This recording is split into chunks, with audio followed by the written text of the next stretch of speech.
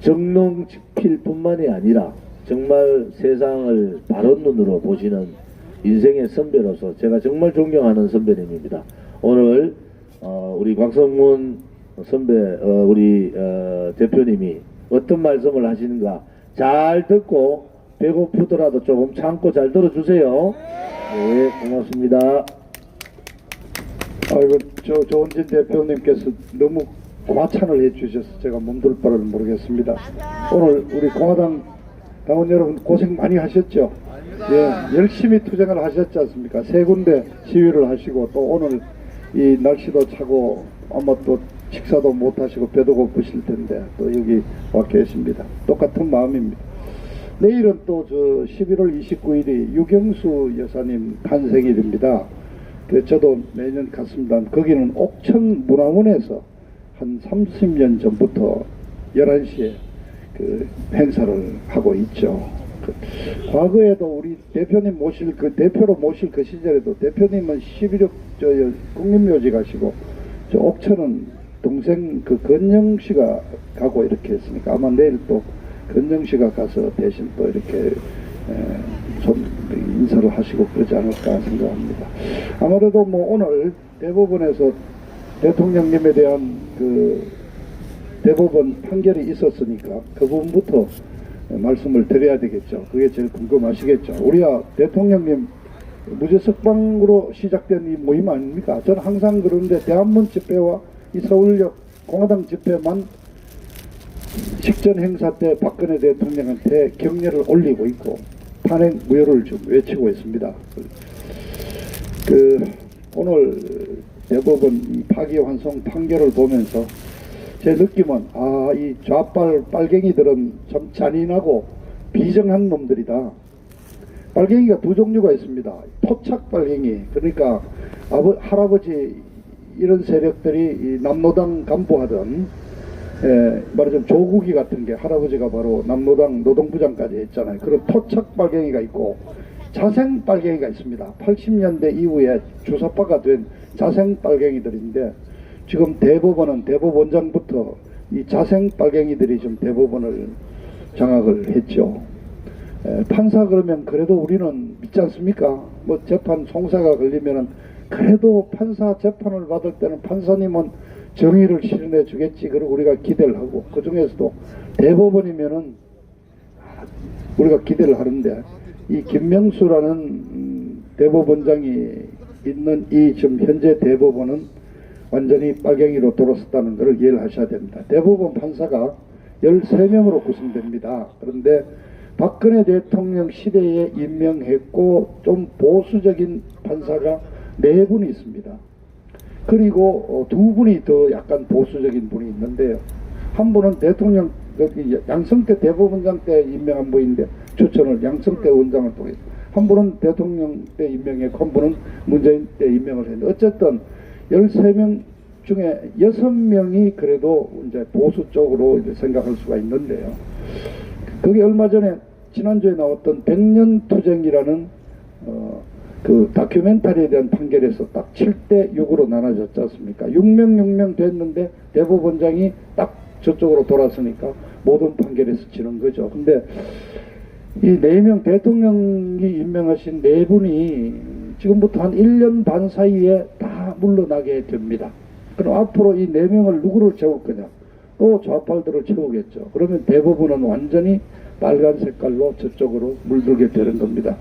이 미국 같으면 이런 뉴스를 굉장히 따지거든요. 대법원 판사 한 명 가지고 이 말하자면 좌우 진보 보수가 어떻게 바뀌느냐. 우리는 이런 뭐 신문들 언론들이 그런 거 보도도 하지 않고 그냥 뭐 문재인이가 밀어붙이면 다 그냥 가는 셈이 되지 않습니까? 그래서 이 문재인 정부가 지금 이렇게 그냥 독재를 하고 있는데 진짜 좌파 독재가 시작이 됐는데 가장 첫 번째 이들이 장악한 게 지금 사법부입니다. 삼권분립 아시잖아요. 입법, 행정, 사법이잖아요. 행정은 대통령이 하니까 행정이고 마지막 단계가 사법인데 사법부를 제일 먼저 장악을 했어요. 그래서 남은 게 뭡니까? 입법 아닙니까? 근데 문제는 이 입법은 자기들이 장악하고자 해서 되는 게 아니고 국민 여러분의 귀중한 투표 행위로 투표에 의해서 결정이 되니까 그래서 얘들이 투표는 마음대로 지들이 좌우를 못하지만 어떻게 하든 입법까지 장악을 해서 50년 집권을 하겠다는 게 바로 지금 연동형 비례대표제와 공수처도 여기에서 나온 겁니다. 이해를 하시겠죠? 이 문재인 좌빨 정부는 첫째 하여튼 북한과 하여튼 합작해서 친중, 종북, 그리고 반미, 반일 노선을 걷는 고려 연방제로 가겠다. 그리고 그게 춤춤하거나 조금 힘들 것 같으면은 영구 집권, 50년 집권 최소한 50년 집권을 하겠다. 이 두 가지 목표입니다. 거기에서 나온 게 이제 지금 공수처법과 연동형 비례대표제 입법부를 장악하기 위한 그런 방법이다 하는 말씀을 드리고요. 자, 오늘 재판을 보면은 국정원 특활비라는 게 그렇습니다. 저는 뭐 교수가 아니기 때문에 여러분들한테 쉽게 얘기합니다. 대통령이 뭐 이렇게 좀 국정을 운영하다면 국정활동비가 필요할 게 있지 않습니까? 예를 들어서 저 얼마 전에 뭐 몇 년 전에 그런 게 있어요. 검찰총장이 뭐 수사 잘했다고 검사들 불러서 뭐 봉투 하나씩 나눠준 것 때문에 뭐 검사장이 그냥 수사를 받고 한 그런 일이 있었는데 그 돈이 어디 있습니까? 그 대통령이 검찰에 돈을 얼마 보내면은 그 검찰총장이 또 지금 검사장으로 나눠주고 이제 이런 식의 활동비가 이른바 국정활동비입니다. 그래서 국정원에 있는 경비를 대통령실로 보내는 건데 이 관행은 옛날부터 있었습니다. 그런데 우리 이번 재판에서도 드러났지만 우리 박근혜 대통령님 국정활동비 이런 특별활동비 얼마 썼습니까? 35억입니다. 그런데 좀 정확한 수치는 이 좀 김대중 대통령 때는 천 몇백억 썼고요. 김영삼 대통령도 거의 1,000억 가까운 돈을 썼고 그러면은 그 대통령을 이 특활비 받았다는 거로 이렇게 감옥소 잡아놓은 이 정권이 특활비를 없앴느냐 이거예요. 아니잖아요. 이 정권 지금 국정원 특활비 운영하고 있습니다. 좀 60억 썼습니까? 아마 60억이 더 됐을 겁니다. 뭐 북한에 현금 많이 갖다 준 거 그런 돈 다 이런 데서 나오지 않겠어요? 이 정권도 지금 특활비를 쓰고 있단 말이죠. 그게 관행인데 이 관행 대통령의 어떤 국정활동에 필요한 어떤 통치 자금이라고 할 수 있는 건데 이걸 지금 했는데 그 중에서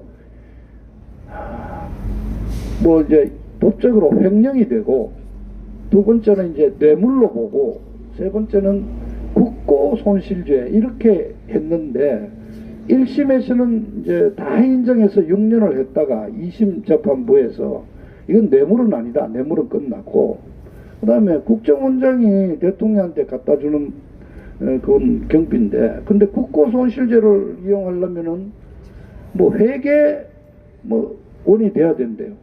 그 회계원 하면 우리가 저 횡령이라는 여러분 말씀 많이 들었죠. 기업체에서 횡령 누가 합니까? 경리사원이 들고 튀는 거 아닙니까 주로. 그런데 오늘 판결은 정말 참 이해가 안 가요. 국정원장이 회계 뭐 계산은 자격으로 봐야 된다는 거예요. 왜냐? 금액을 얼마 줄 건지, 언제 지급할 건지, 출입 이런 방식을 어떻게 전달하고 이런 걸 결정하기 때문에 국정원장을 회계원으로 보고 이 모든 것을 국고손실죄로 때려가지고 다시 이제 재판하라고 보냈으니까 2심 재판에서 형량이 1년 줄었거든요. 6년에서 5년으로 줄었다가 다시 또 하라고 내갔으니까 형량 늘어봤자 얼마 늘겠습니까? 한 1, 2년 늘겠죠. 뭐 지금 대통령 32년 받고 좀 계시는데 뭐 징역 한 1, 2년이나 더 늘어본들 그건 큰 문제가 아닐 수 있습니다. 다만 지난번 8월 29일 날이잖아요. 그날 이른바 국정농단에 관한 파기환송심도 뇌물 액수가 크기 때문에 뇌물만 따로 떼가지고 별도로 분리해서 따로따로 처벌하라는 거 아닙니까? 그것도 결국은 대통령한테 더 무거운 형을 때려 넣으라는 취지고 오늘 것도 또 더 때리라는 얘기예요. 그럼 어떡하자는 거예요? 그럼 종신형을 때리라는 얘기 아닙니까? 간단하게 얘기하자면은 그냥 감옥소에서 죽으라는 얘기예요. 이게 지금 대한민국 대법원의 말하자면 분위기입니다. 이 좌빨들이 대통령한테 감옥소 못 나오고 하겠다는 얘기인데 그래서 사법부가 완전히 장악이 되어 있습니다. 근데 아까 말씀드렸죠. 4명도 이제 차례차례 옷 벗습니다. 그러면 이제 완전히 빨간 법원이 됩니다. 대통령과 관련되는 얘기는 저 백년 전쟁이 어떤 내용이냐면요. 2013년에 막 돌아다녔는데 시민방송이라고 뭐 RTV라는 어떤 데서 다큐멘터리를 만들었는데요. 이승만 박사와 박정희 대통령을 아주 막 폄하하는 다큐멘터리입니다. 근데 뭐 더 내용을 설명하기 전에 누가 만들었느냐, 제작비를 누가 지원했느냐, 민족문제연구소가 지원을 했거든요. 근데 그 민족문제연구소가 누구냐면은 유명한 남로당 당수하던 박헌영이의 아들, 그 성녀, 불교로 귀해서 성녀가 되어 있는데 그 박헌영이 아들이 만든 단체입니다. 거기에 박헌영이 아들과 같이 시작해서 이 좌파가 된 게 바로 박원순입니다. 그 두 사람이 한 민족문제연구소가 제작 지원을 해준 거로 만드는 다큐멘터리인데 내용이 이런 겁니다.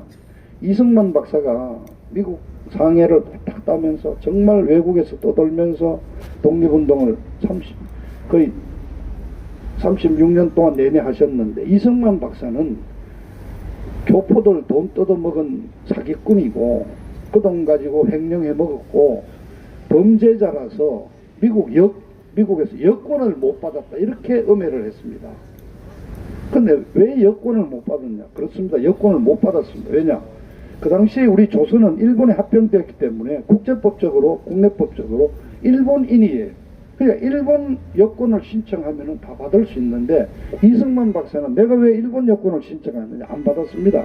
그래서 이승만 박사는 여권이 아니고 자기 스스로가 신분 확인증을 하나 만들었습니다. 이 사람은 조선국 출신으로 이 여권을 받을 수 없는 상황인데 누구고 이런 사람이라는 걸 해가지고 미국의 그 상원의원의 그 보정 사인을 받고 또 이렇게 뭐 국무부라든가 미국 정부의 관리들의 사인을 받아가 그 여권이 아닌 커다란 종이를 이마탄 종이를 그냥 2페이지 보시 이거를 신분 확인증을 들고 전 세계를 돌아다녔습니다. 그러니까 이분은 출입국 공항에 있는 출입국 관리사무소에서 안 되는 거죠.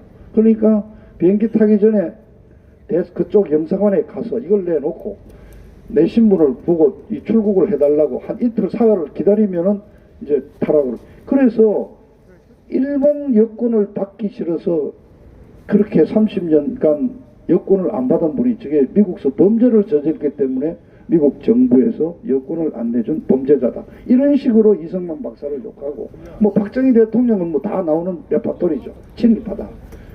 그런데 이걸 이제 우파 민주단체에서 항의를 해서 방송통신위원회가 제재를 했습니다. 이건 명예훼손에 해당된다. 그런데 그거를 소송을 낸 걸 지난주에 대법원에서 제재가 잘못된 거다. 그냥 방송 틀어라는 거 아닙니까? 지금 그런 정도로 대법원이 완전히 이렇게 넘어가 있습니다. 그래서 이 대법원까지 이제 완전히 들어갔고 남은 이제 입법부를 장악하기 위한 이 연동형 비례대표자 이거 왔다. 이 연동형 비례대표자의 뭐 내용은 다 아시잖아요. 쉽게 말하면은 문재인이가 대통령 개인으로 마음대로 부려먹을 수 있는 막 경찰 사법제도를 기관한 그래서 이게 막 나치 히틀러가 데리고 있던 SS 친위대 비밀경찰 제도다. 근데 이거는 위헌이죠. 뭐 다른 얘기 할 건 없이요.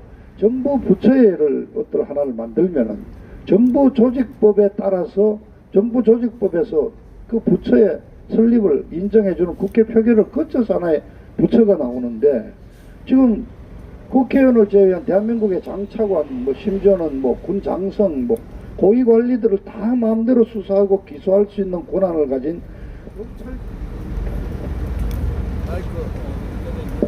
검찰청보다도 더 높은 자리에 있는 더 특별한 아주 검찰청을 하나 만드는데 아니 소리가 안 나온다요. 나와요. 네, 정부 조직법 개정안을 내지도 않고 그냥 대통령령으로 하나 만들거든요. 그러니까 이 의도가 있지 않겠습니까? 근데 이걸 왜 하느냐, 이게 이제 이 이 연동형 비례대표제가 연동형이 아니죠. 공수처법이 됐을 때 이것도 저는 이제 이런 이제 사례를 들어드릴게요. 내년 선거를 위한 거거든요. 내년 아까 말씀드렸죠. 내년 입법부를 장하기 위해서 내년 선거에도 무조건 과반수를 얻게 한 건데 연동형 비례대표제는 선거법을 가지고 장난을 치는 거고요. 공수처법은 어떤 식이 되느냐. 여기에 공직자 국회의원은 그 대상이 아닙니다. 그러면은 며칠 전에 저 유명한 우리 저 홍방자가 어디 문병 가서 그랬죠. 공수처법 받고 연동형만 막으면 된다. 공수처법은 왜 받아도 되느냐? 국회의원은 안 걸리니까 그 우리는 해당 안 되는 거 아니냐 이제 이런 논리로 홍방자가 얘기했죠, 그죠? 발정이죠. 예. 그런데 국회의원 해당이 안 되겠습니까? 그 예가 바로 이제 어제 오늘 터져 나온 울산시장 김기현 시장 작년 선거에 관련된 그 사례를 또 설명을 드리죠.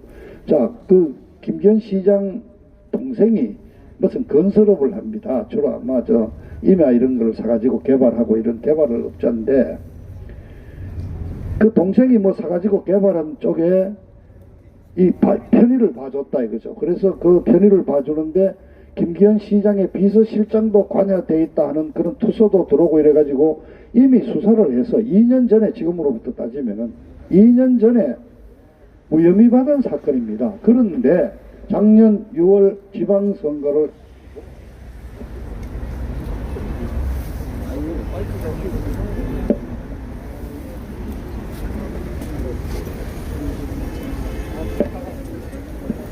네. 여보세요. 작년 3월에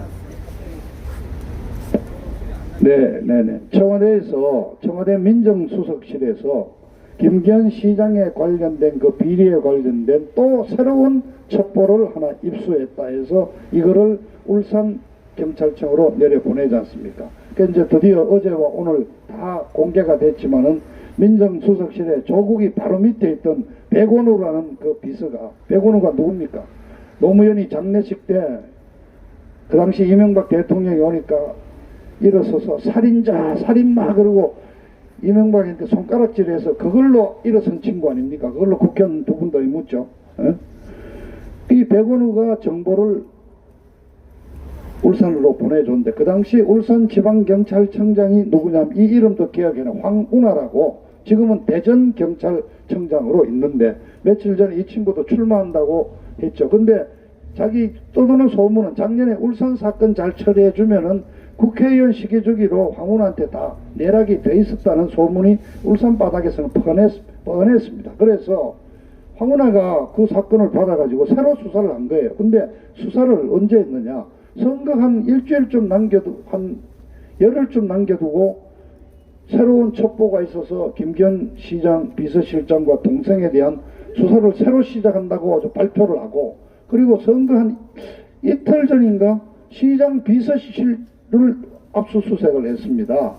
자, 김기현 시장한테는 경찰이 손을 안 댔죠. 그러나 동생이 문제라고 다 건드렸으니까 그날로 지지율이 뚝뚝 떨어지는 게 아닙니까? 그래 국회의원은 일단 공수처에 피해가 있는 것처럼 보이지만은 국회의원 동생이 했다거나 사촌이 했다거나 뭐 아들이 뭐 했다고 국회의원들이 다 처벌할 수 있는 거예요. 그러니까 대상에 빠져있는 국회의원도 이런 식으로 잡아넣을 수 있는데 어마어마한 공포정치가 자행이 되는 거 아닙니까? 그러니까 내년 선거 때도 몇몇 타겟 아주 중요한데 그 동생이나 인척이 관련된 사건 수사한다 그러면서 그냥 뭐 사무실 압수수색이나 하면은 그냥 우리 국민이 보기에는 어떻습니까? 자, 그래서 김기현 시장 작년에 선거 떨어지고 그리고 얼마 한 2달 뒤에 검찰로부터 무혐의 처분 받았어요. 그 무혐의 받았지만은 이미 버스는 지나간 거잖아요. 그 왜 그랬느냐? 울산시장 지금 현재 하고 있는 친구가 송철호라고 뭐 문재인이하고 둘도 없는 친구래요. 그러나 대통령 친구 하나 봐주기 위해서 조국이가 달라드는 겁니다. 그러니까 이 조국이가 하여튼 우리한테는 큰 선물을 많이 주고 있습니다. 하여튼 조국 수사를 하는 과정에서 지금 이런 이제 비리가 계속 나오고 이제 하는 거죠. 제가 지난번 연습 때 그랬죠. 11월 9일과 10일은 하루 차이지만 완전히 다르다고. 이제 2년간 딱 지나고 이제 내리막길에 들어온 문재인이 주변에는 이제 떠나는 사람도 많고 이제 터뜨리는 사람 많고 욕하는 사람 많고 이제 합니다. 그래서 앞에 뭐 얘기가 많이 돌았습니다만은 그 대통령에 대한 오늘 이거는 참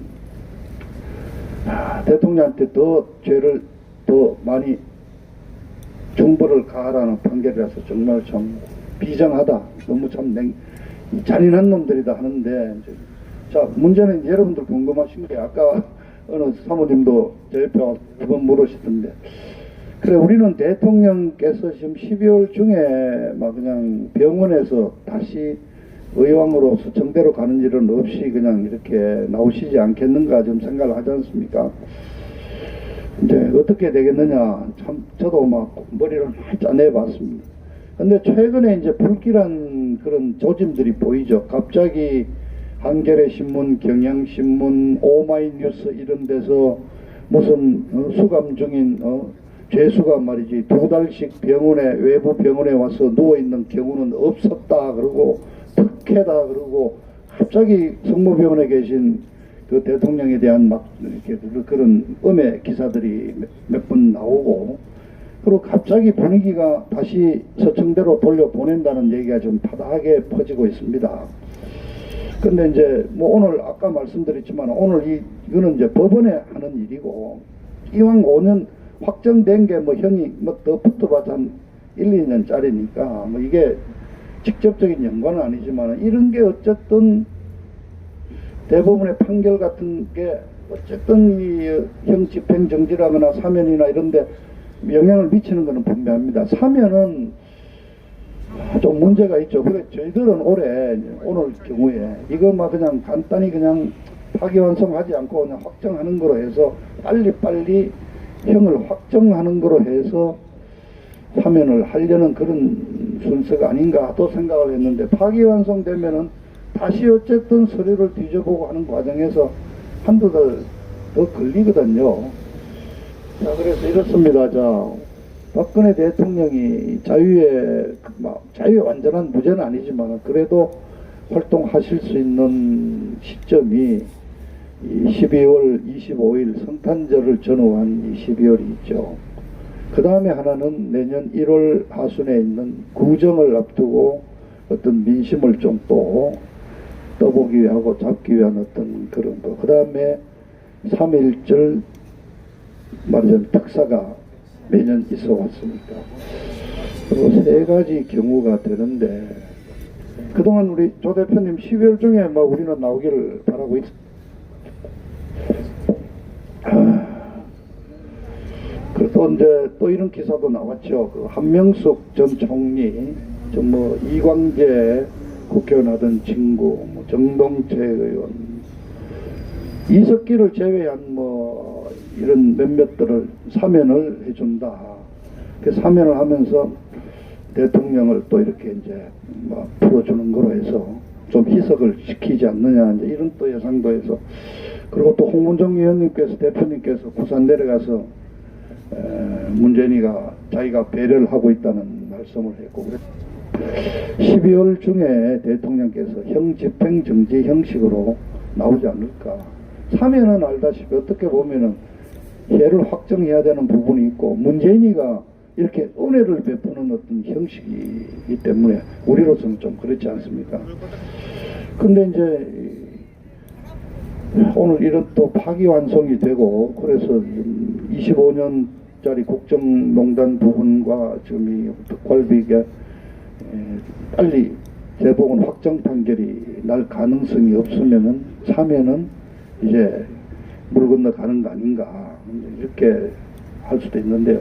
또 이런 문제는 있습니다. 그 법조인들과 충분히 해보니까 사면도 가능한 부분은 있습니다. 뭐냐 하면은 현재 확정이 되어 있는 2년형에 대해서 사면을 해줄 수가 있는 거예요. 그 대신 남은 25년과 이 5년짜리 이 형에 대해서는 이제 재판이 확정될 때까지 불구속으로 재판을 받을 수 있게 하는 거로 해서, 그러고 나면 이제 또 다른 문제가, 만일 이 정권이 계속 간다면은 내년 어느 시점에 형이 확정됐을 때 대통령께서 다시 한번 사면을 또 받아야 되는 이제 문제가 있게 됩니다. 그래서 저희들은 사면이라는 걸 처음부터 바라지 않고, 70 가까운 고령이시고 여성이고 지금 몸이 상당한 중병이 있어서 외부 가료까지 받아야 될 상황으로 판정이 됐으니까 형 집행정지로 나오셔야 되지 않느냐. 그래서 여러분 변호사님들이 형 집행정지를 좀 잇따라 좀 제출하고 있습니다. 그래서 저는 뭐 오늘 판결이 크게 그렇게 맺히는 건 아니고 좀 결국 정황인데, 이 정세의 변화인데요.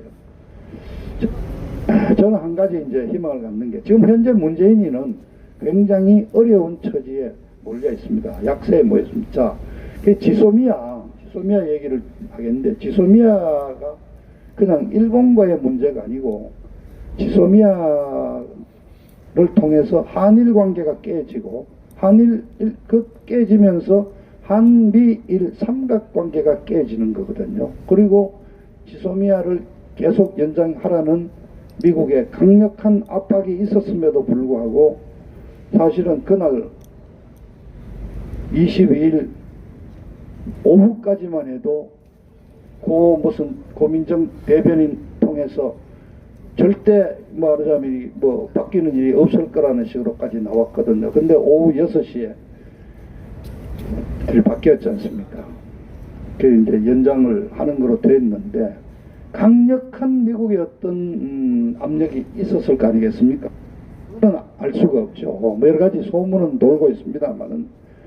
근데 이 지소미아 사태를 통해서 한 가지 얻은 거는 확실한 게, 여러 외신을 통해서는 미국 정부가 한국의 문재인 정부의 실체에 대해서 확실히 알았고, 더 나아가서 문재인이라는 이 지도자에 대해서 어떤 사람인가 하는 걸 확실히 인식을 가졌거든요.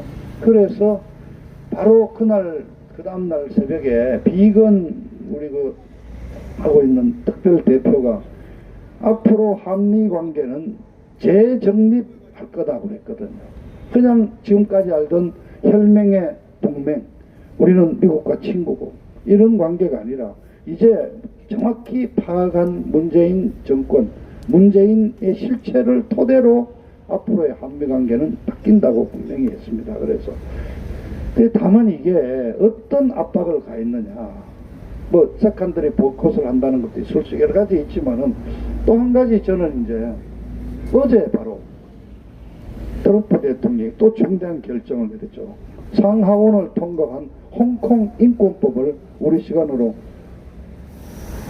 오늘 새벽입니다. 어제 새벽에 서명했지 않습니까? 그 바람에 오늘 주식시장이 뭐 난리가 나고 여러 가지 있지만, 홍콩 인권법, 홍콩에 대해서 서명한 게 어떤 내용이냐, 홍콩의 인권을 말하자면 홍콩 주민의 인권을 탄압하는데 개입했다는 게 드러난다면은 그 개인이나 그 회사나 어떤 단체에 대해서 미국이 제재를 가한다는 겁니다.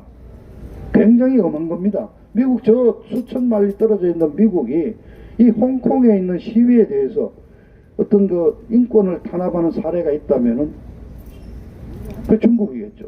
중국 사람에게 대해, 중국 관리에 대해서, 중국 어떤 단체에 대해서 제재를 가한다는 겁니다. 그러니까 인권을, 홍콩 인권을 서명을 한 트럼프 대통령. 그동안 트럼프 대통령이 6월 말에 서울에 와서 어쨌든 잠깐 다녀갔지만은 만나고 갔고, 또 우리 조은진 대표님이 바로 2주 3주 됐습니까? 미국 가서 어쨌든 해왔고, 그러면서 미국 조야에 지금 미국 국무성이나 미국의 의회에 아주 그 영향력 있는 의원들이 공식으로 내놓은 건 없지만은 이미 여러 단체라든가 이 정책기관들에서는 박근혜 대통령의 탄핵이 잘못된 거고, 상당한 지금 인권 침해가 이루어지고 있고 문제를 삼아야 된다는 얘기들이 많이 나오지 않습니까? 그래서 저는 그렇습니다. 지금 문재인이 정권을 좀 어느 분이 끌어내린다고 좀 광화문 쪽에서 어느 목사님이 열심히 하고 계신데, 과연 우리가 그냥 100만 명이 나온다고 문재인이가 내려오겠습니까? 쟤들은 이미 뭐 대한민국 국론을 분열을 지키고 저는 대깨문만 얻고 가겠다고 했는데 결국은 큰 세계적인 흐름에서 우리는 구체적으로 남북 간 미국, 중국 이 패권 어떤 구도 속에서 결국 어떤 미국이 북한에 대한 어떤 평정 작업을 정리하는 이런 과정에서 어떤 결론이 날 수밖에 없거든요. 그래서 근데 이제 자 미국 대통령 선거가 시작이 됩니다. 내년 대통령 선거 날짜가 11월 3일입니다.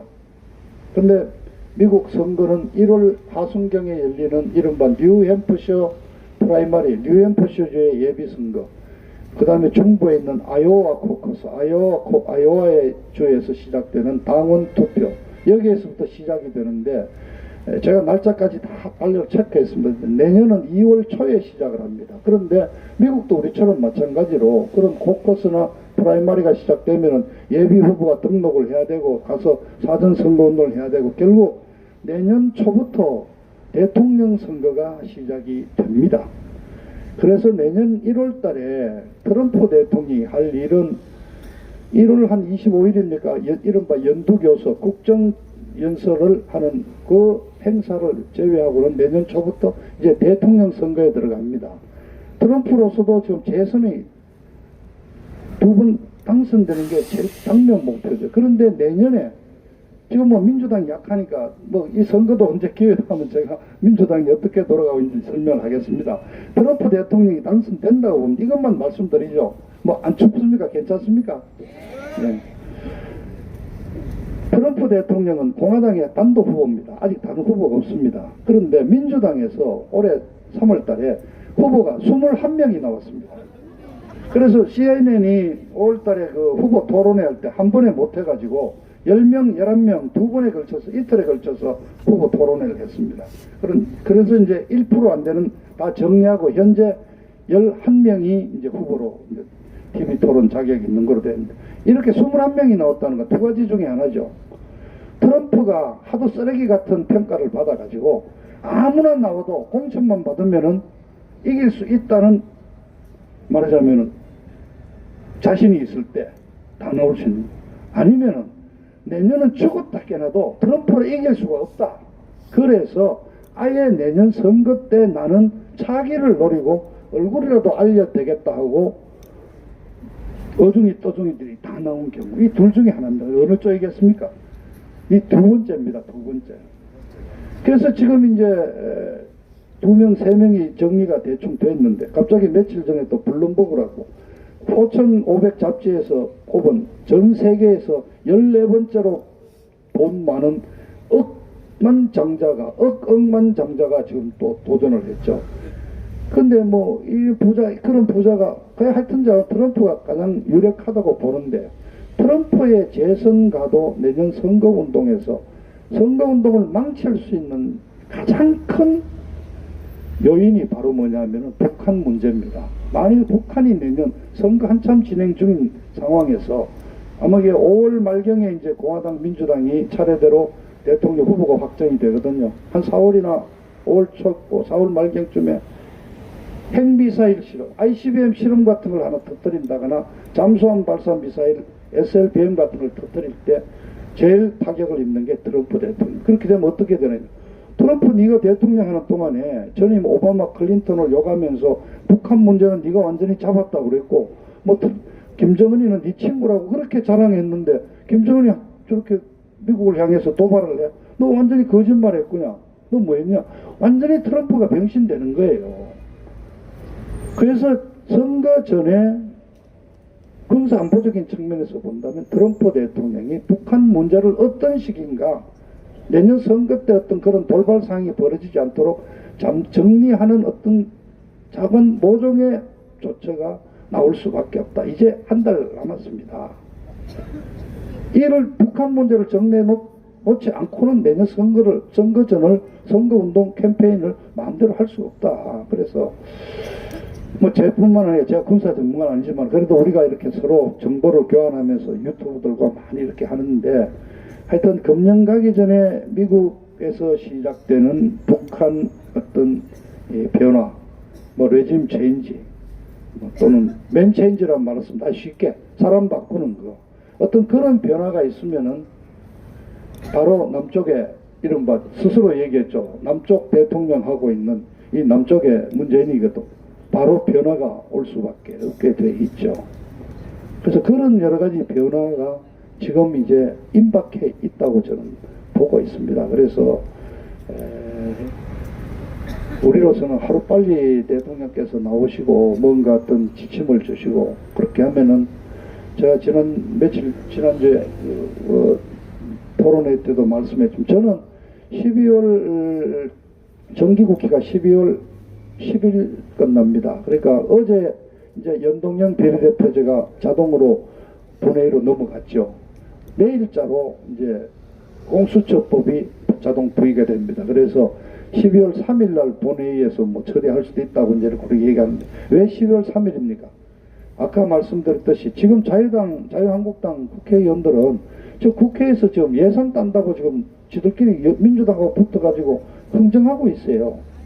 지금 이 나라가 지금 이렇게 완전히 좌빨 독재 국가로 지금 넘어가는 이런 위기 상황을 맞이했는데 뭐 지역구 예산 한 10억 더 따가간다고 이렇게 나라가 바뀌고 내년에 자기 국회의원 공천 받고 합니까? 그런데 이 사람들은 거기에 좀 사로잡혀가지고 작년에 460조이던 예산이 한꺼번에 올해 510조로 무려 50조 몇 퍼센트입니까? 계산해 보십시오. 2, 3% 증가하는 예산이 갑자기 몇십 프로가 뛰잖아. 20%씩 뭐 이렇게. 이거 내년 선거를 앞두고 민주당이 막 그냥 풀어주겠다는 거 아닙니까? 어느 친구가 제가 며칠 전에 보냈는데 저쪽에 저 송파에 사는 장애인인데 그동안 한 달에 장애인 수당으로 2만 원인가를 받았는데 이제 12월 1일자부터 150만 원을 받는데요. 그 난리 났어요. 그런데 여러분 받는 분은 좋겠지만 그 돈이 어디 갑니까? 우리 주면 우리 아니에요. 우리는 이미 이제 별로 세금 못 내잖아요. 우리 아들, 우리 손자 같이 취직한 놈들, 그 놈들 등골 빼먹고 있는 겁니다. 그래서 저는 진짜 지하철 타고 여러분들 태극기 집 오시면서 그런 얘기를 하세요. 여러분 듣게. 정말 우리는 이제 살 만큼 살았고 우리는 혜택 받고 있지만은 우리 아들과 우리 손자들 등골을 우리가 빼먹고 있는 거란 말입니다. 지금. 근데 얘들 그냥 막 하겠다는 거 아닙니까? 자, 17년에 이 정권 인계 받았을 때 우리 대통령께서 알뜰살뜰 살림을 차려가지고 무려 60조의 잉여 세수를 남겨줬는데 이놈들 54조를 일자리 만든다고 하고 뭐 청와대 거기다가 자기 집무실에 일자리 표 만들고 있는데 1년 뒤에 나온 실적이 얼마입니까? 여러분 아시잖아요. 8,000명 늘었잖아요. 8,000명. 응? 매달 20만 명씩 일자리가 늘어야 되는데 8,000명 늘었잖아요. 이 자들 그냥 세금 퍼주기 선거운동을 내년에 하겠다는 겁니다. 그래서 저는 한번 보십시오. 이 연말 가기 전에 이 국제정세 지금 홍콩 상황이 심각했지 않습니까? 선거에서 지방선거지만은 압도적으로 민주화 세력이 이겨버렸잖아요. 그래서 군인을 투입하지 못하고 있지 않습니까? 그렇습니다. 중국 시진핑이가 홍콩 문제에 대해서 군대를 투입하거나 강경 진압을 하거나 발목을 잡히는 순간 제일 똥줄이 타는 놈은 누구냐 하면은 바로 북의 김정은입니다. 김정은이는 미국이 뭐 이렇게 건드리면은 중국이 큰형님이 뒷배를 봐줄 거라고 믿고 까불고 있는데 중국이 미국의 발목 잡혀가지고 꼼짝 못하는 상황이 되면은 트럼프는 안심하고 때리는 거죠. 그래서 저는 홍콩의 분위기가 내부 선거 지형이 바뀌었고 홍콩 인권법을 어제 서명을 했고 이런 조짐들이 결국 조만간 북한에 대한 어떤 조치가 있을 수 있지 않느냐. 그렇다면 여러분 그렇습니다. 해가기 전에 올해 넘어가기 전에 어떻게 보면 엄청난 변화가 올 수도 있다고 생각합니다. 그리고 이 자유한국당 말씀하는 원진 대표께서 여러 가지 말씀을 하신 저도 그렇습니다. 저도 대한문 집회도 또 나가는데 아까 오기 전에 전화를 했더니 일단은 토요일 날 대한문에서 집회를 한다고 그래서 지금 대한문에서 집회할 시기입니까? 국회로 다 와야 되는 거 아닙니까? 그런데 저는 그렇습니다. 일요일 날쯤에 자유한국당 의원들 이제 예산 챙길 거 대충 챙겼을 거니까 그날 지역구에 가서 다 하고 소고기 한 2인분씩 든든하게 먹고 전원이 108명 전원이 국회에 집결해가지고 의원직 사퇴서 써서 나경원한테 맡겨놓고 그냥 국회 본회의장 점거하고 농성에 들어가야 된다고 생각합니다. 그리고 우리 태극기 세력들에게 정식으로 자유한국당이 요청을 해야 됩니다. 좀 도와주십시오. 그러면은 우리 태극기 세력들이 전원이 일요일날 저녁부터 와서 국회를 좀 포위하는 거죠, 우리도. 그리고 밤새 우리도 구호를 외치고 이런 정도의 정말 죽기 살기로 달라들어야지 이걸 막을 수가 있는 상황인데 지금 자유한국당은 의원직 사퇴 얘기 나오니까 법이 통과되면은 그때 항의의 표시로 그만둔다는 거 아닙니까? 이거는 의사가 없다는 얘기죠. 그래서 이제 결론을 내겠습니다.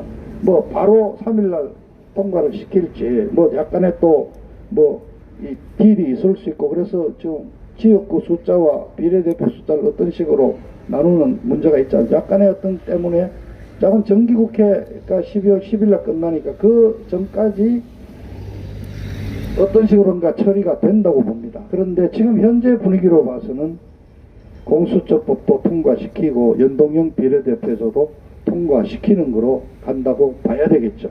만일 그렇게 간다면은 자유한국당의 나경원 원내대표는 우선 저지하지 못한 데 대한 책임을 지고 물러나야 될 거 아닙니까?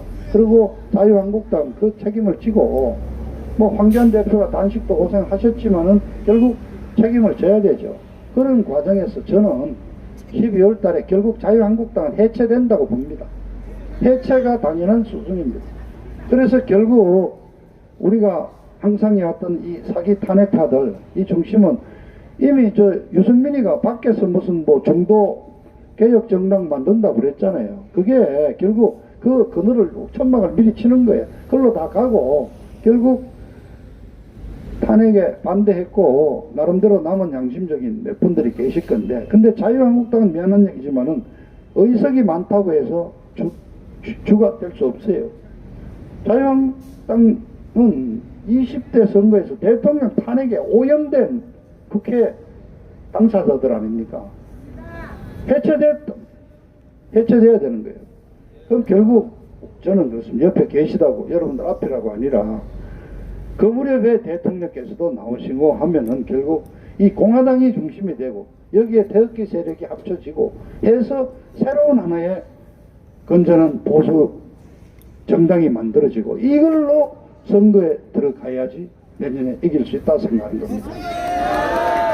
그래서 정말 한 말씀 꼭 더 드렸습니다. 지금 뭉쳐야 한다고 그렇습니다. 지금 저희 카톡방 제가 포함되어 있는 카톡방에서 막 심지어 우리 동문들이 우리 있는 카톡방에서도 뭉쳐야 산다는데 왜 안 뭉치냐 왜 광화문에 안 나오느냐는 것 때문에 막 싸워가지고 탈퇴하고 재초청하고 아마 여러분들도 그럴 건데요.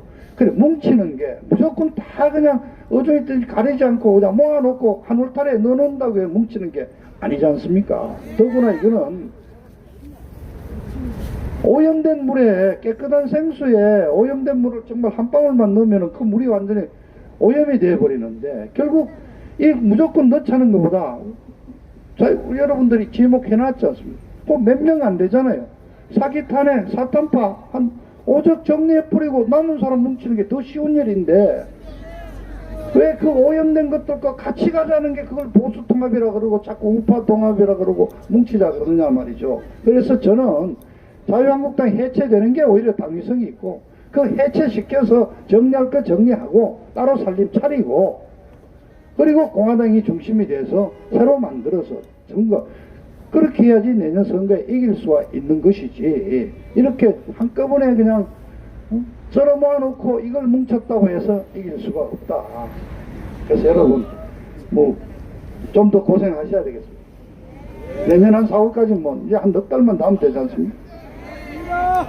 네, 오늘 좀 배도 고프시고 할 건데 이제 이 정도로 줄이겠습니다. 뭐 혹시 틀린 얘기 있으면 우리 조 대표님께서 조금 또 보완을 해 주십시오.